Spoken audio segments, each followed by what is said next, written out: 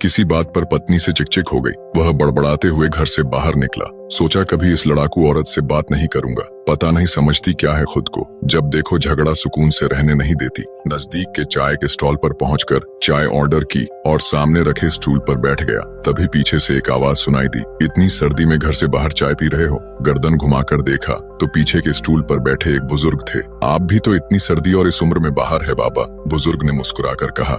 मैं बेटा अब अकेला हूँ, न कोई गृहस्थी न कोई साथी। तुम तो शादीशुदा लगते हो बेटा। पत्नी घर में जीने नहीं देती बाबा, हर समय चिक चिक बाहर न भटकूं तो क्या करूं? जिंदगी नरक बनाकर रख दी है। पत्नी जीने नहीं देती, बरखुरदार जिंदगी ही पत्नी से होती है। 8 बरस हो गए हमारी पत्नी को गए हुए। जब तक जिंदा थी कभी कद्र नहीं की, आज कम बखत चली गई तो भुलाई नहीं जाती। घर काटने को दौड़ता है, बच्चे अपने अपने काम में मस्त, आलीशान घर, धन दौलत सब है, पर उसके बिना कुछ मजा नहीं। यूं ही कभी कहीं भटकता रहता हूँ, कुछ अच्छा नहीं लगता। उसके जाने के बाद पता चला कि वह धड़कन थी, मेरे जीवन की ही नहीं मेरे घर की भी। सब बेजान हो गया है, लेकिन तुम तो समझदार हो बेटा। जाओ अपनी जिंदगी खुशी से जी लो, वरना बाद में पछताते रहोगे मेरी तरह। बुजुर्ग की आंखों में दर्द और आंसुओं का समंदर साफ नजर आ रहा था। चाय वाले को पैसे दिए, नजर भर बुजुर्ग को देखा।